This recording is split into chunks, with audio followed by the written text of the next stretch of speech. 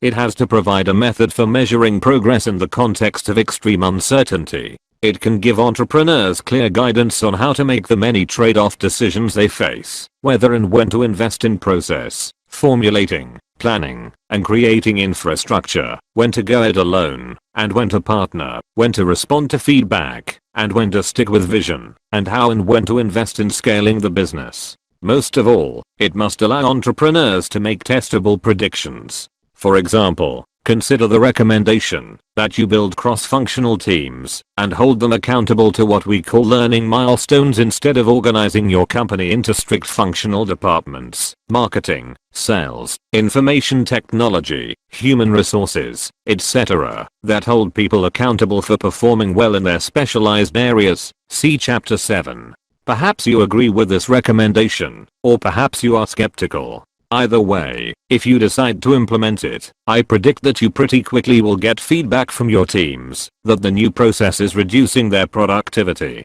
They will ask to go back to the old way of working, in which they had the opportunity to stay efficient by working in larger batches and passing work between departments. It's safe to predict this result, and not just because I have seen it many times in the companies I work with. It is a straightforward prediction of the lean startup theory itself. When people are used to evaluating their productivity locally, they feel that a good day is one in which they did their job well all day. When I worked as a programmer, that meant 8 straight hours of programming without interruption. That was a good day. In contrast, if I was interrupted with questions, process, or heaven forbid meetings, I felt bad. What did I really accomplish that day? Code and product features were tangible to me. I could see them, understand them, and show them off. Learning, by contrast, is frustratingly intangible. The lean startup asks people to start measuring their productivity differently. Because startups often accidentally build something nobody wants, it doesn't matter much if they do it on time and on budget.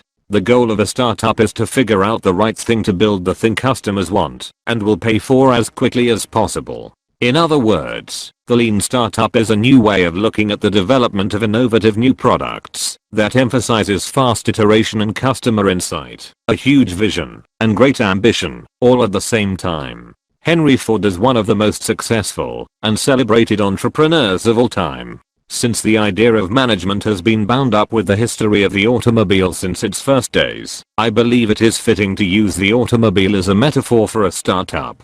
An internal combustion automobile is powered by 2 important and very different feedback loops. The first feedback loop is deep inside the engine. Before Henry Ford was a famous CEO, he was an engineer. He spent his days and nights tinkering in his garage with the precise mechanics of getting the engine cylinders to move. Each tiny explosion within the cylinder provides the motive force to turn the wheels, but also drives the ignition of the next explosion. Unless the timing of this feedback loop is managed precisely, the engine will sputter and break down. Startups have a similar engine that I call the engine of growth. The markets and customers for startups are diverse. A toy company, a consulting firm, and a manufacturing plant may not seem like they have much in common, but, as we'll see, they operate with the same engine of growth. Every new version of a product, every new feature, and every new marketing program is an attempt to improve this engine of growth. Like Henry Ford's tinkering in his garage, not all of these changes turn out to be improvements. New product development happens in fits and starts. Much of the time in a startup's life is spent tuning the engine by making improvements in product, marketing, or operations. The second important feedback loop in an automobile is between the driver and the steering wheel. This feedback is so immediate and automatic that we often don't think about it, but it is steering that differentiates driving from most other forms of transportation. If you have a daily commute, you probably know the route so well that your hands seem to steer you there on their own accord. We can practically drive the route in our sleep. Yet if I asked you to close your eyes and write down exactly how to get to your office, not the street directions, but every action you need to take, every push of hand on wheel and foot on pedals, you'd find it impossible. The choreography of driving is incredibly complex when one slows down to think about it. By contrast, a rocket ship requires just this kind of an advanced calibration. It must be launched with the most precise instructions on what to do, every thrust, every firing of a booster, and every change in direction. The tiniest error at the point of launch could yield catastrophic results thousands of miles later.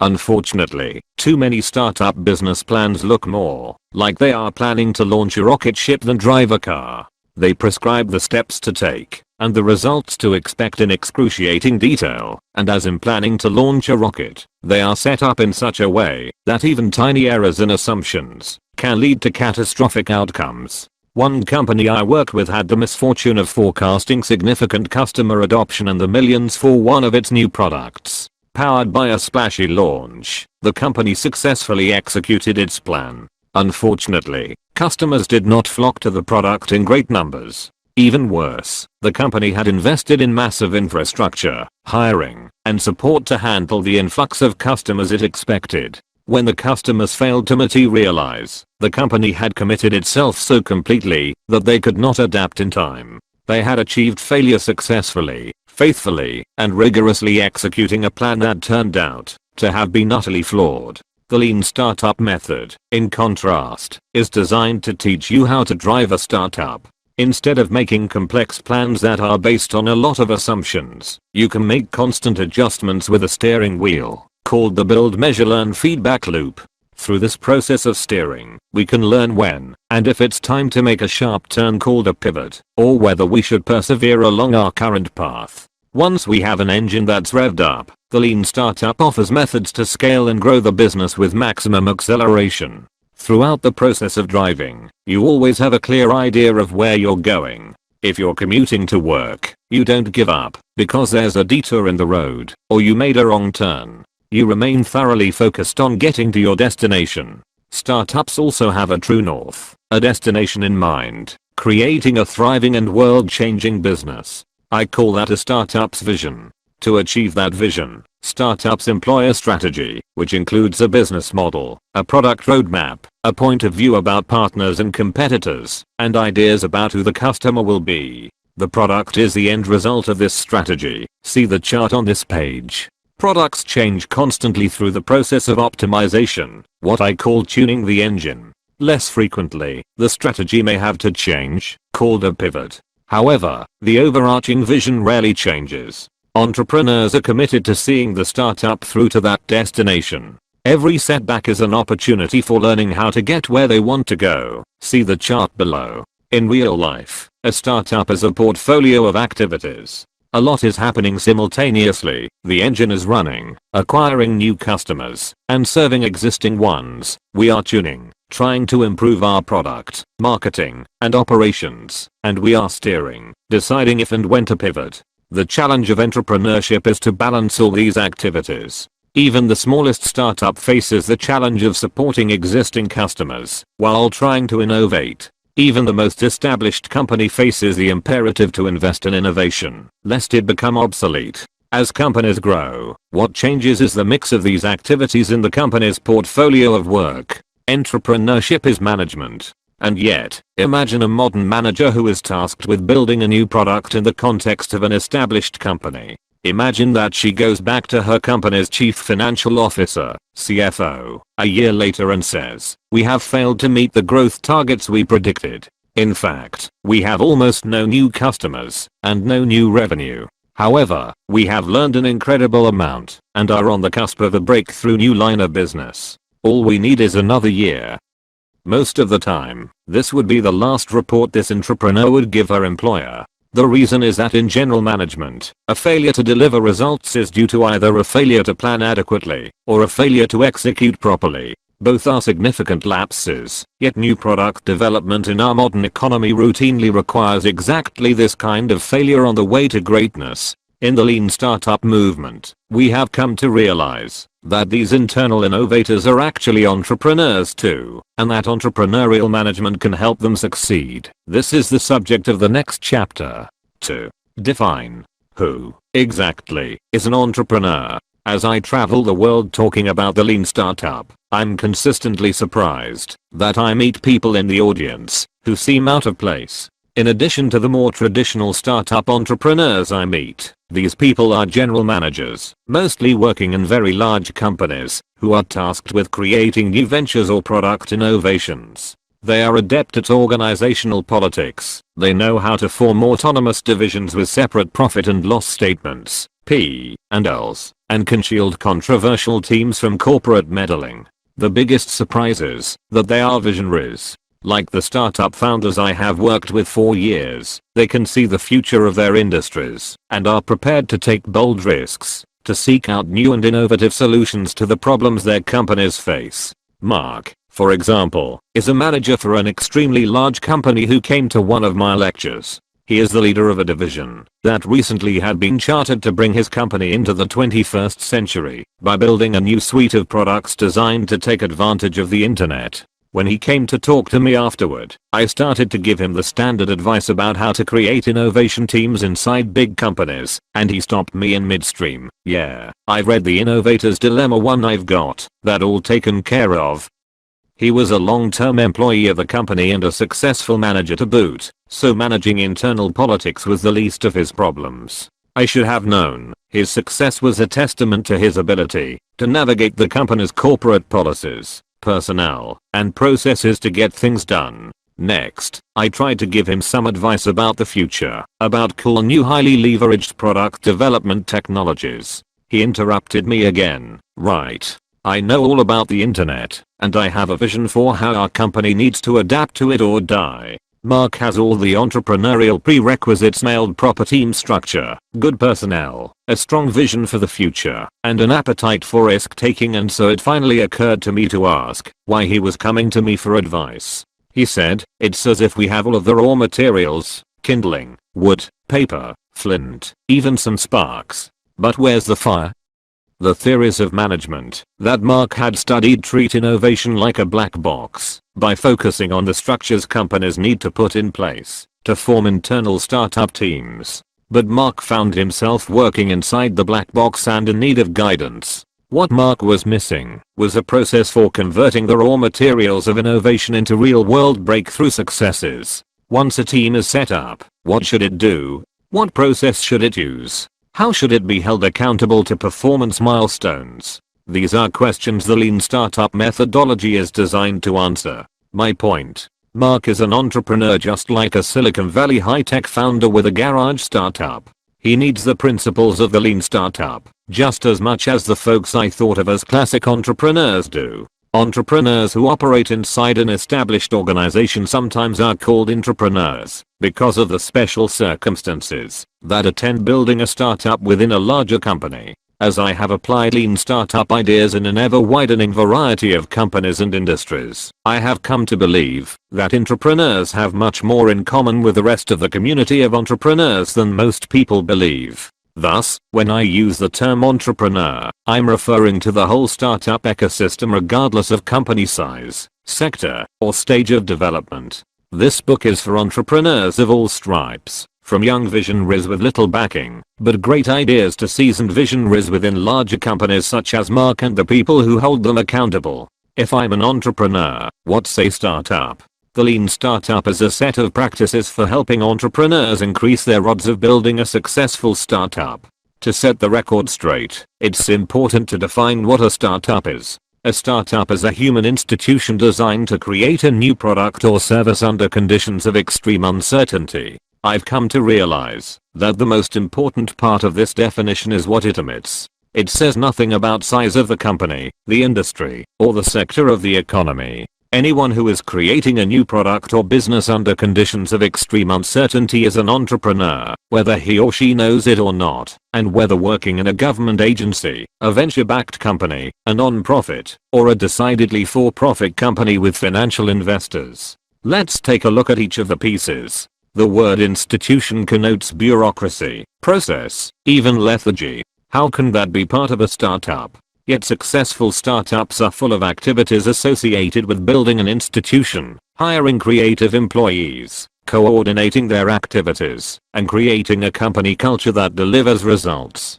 We often lose sight of the fact that a startup is not just about a product, a technological breakthrough, or even a brilliant idea. A startup is greater than the sum of its parts. It is an acutely human enterprise. The fact that a startup's product or service is a new innovation is also an essential part of the definition and a tricky part too. I prefer to use the broadest definition of product, one that encompasses any source of value for the people who become customers. Anything those customers experience from their interaction with a company should be considered part of that company's product. This is true of a grocery store, an e-commerce website, a consulting service, and a non-profit social service agency. In every case, the organization is dedicated to uncovering a new source of value for customers and cares about the impact of its product on those customers. It's also important that the word innovation be understood broadly. Startups use many kinds of innovation, novel scientific discoveries, repurposing an existing technology for a new use, devising a new business model that unlocks value that was hidden, or simply bringing a product or service to a new location or a previously underserved set of customers. In all these cases, innovation is at the heart of the company's success. There is one more important part of this definition: the context in which the innovation happens. Most businesses, large and small alike, are excluded from this context. Startups are designed to confront situations of extreme uncertainty, to open up a new business that is an exact clone of an existing business all the way down to the business model, pricing, target customer, and product may be an attractive economic investment, but it is not a startup, because its success depends only on execution so much, so that this success can be modeled with high accuracy. This is why so many small businesses can be financed with simple bank loans. The level of risk and uncertainty is understood well enough that a loan officer can assess its prospects. Most tools from general management are not designed to flourish in the harsh soil of extreme uncertainty in which startups thrive. The future is unpredictable. Customers face a growing array of alternatives, and the pace of change is ever increasing. Yet most startups in garages and enterprises alike still are managed by using standard forecasts, product milestones, and detailed business plans. The Snap Tax story. In 2009, a startup decided to try something really audacious. They wanted to liberate taxpayers from expensive tax stores by automating the process of collecting information typically found on W-2 forms, the end-of-year statement that most employees receive from their employer that summarizes their taxable wages for the year. The startup quickly ran into difficulties. Even though many consumers had access to a printer/scanner in their home or office, few knew how to use those devices. After numerous conversations with potential customers, the team lit upon the idea of having customers take photographs of the forms directly from their cell phone. In the process of testing this concept,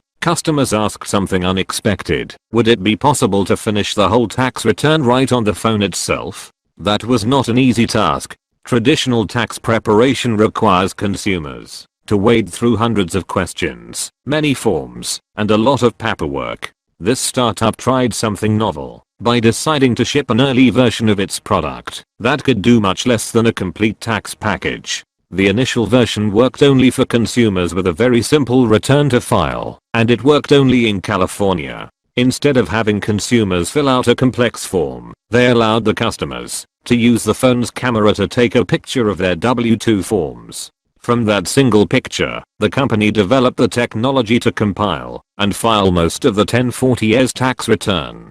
Compared with the drudgery of traditional tax filing, the new product called Snap Tax provides a magical experience. From its modest beginning, Snap Tax grew into a significant startup success story. Its nationwide launch in 2011 showed that customers loved it, to the tune of more than 350,000 downloads in the first 3 weeks. This is the kind of amazing innovation you'd expect from a new startup. However, the name of this company may surprise you. Snap Tax was developed by Intuit, America's largest producer of finance, tax, and accounting tools for individuals and small businesses. With more than 7,700 employees and annual revenues in the billions, Intuit is not a typical startup too. The team that built Snap Tax doesn't look much like the archetypal image of entrepreneurs either. They don't work in a garage or eat ramen noodles. Their company doesn't lack for resources. They are paid a full salary and benefits. They come into a regular office every day, yet they are entrepreneurs. Stories like this one are not nearly as common inside large corporations as they should be. After all, SnapTax competes directly with one of Intuit's flagship products, the fully featured TurboTax desktop software. Usually, companies like Intuit fall into the trap described in Clayton Christensen's The Innovator's Dilemma. They are very good at creating incremental improvements to existing products and serving existing customers, which Christensen called sustaining innovation, but struggle to create breakthrough new products, disruptive innovation that can create new sustainable sources of growth. One remarkable part of the SnapTax story is what the team leaders said when I asked them to account for their unlikely success. Did they hire superstar entrepreneurs from outside the company? No, they assembled a team from within Intuit. Did they face constant meddling from senior management, which is the bane of innovation teams in many companies? No, their executive sponsors created an island of freedom, where they could experiment as necessary. Did they have a huge team, a large budget, and lots of marketing dollars? Nope, they started with a team of 5. What allowed the SnapTax team to innovate was not their genes, destiny, or astrological signs, but a process deliberately facilitated by Intuit's senior management. Innovation is a bottoms-up, decentralized, and unpredictable thing, but that doesn't mean it cannot be managed. It can, but to do so requires a new management discipline, one that needs to be mastered, not just by practicing entrepreneurs seeking to build the next big thing, but also by the people who support them.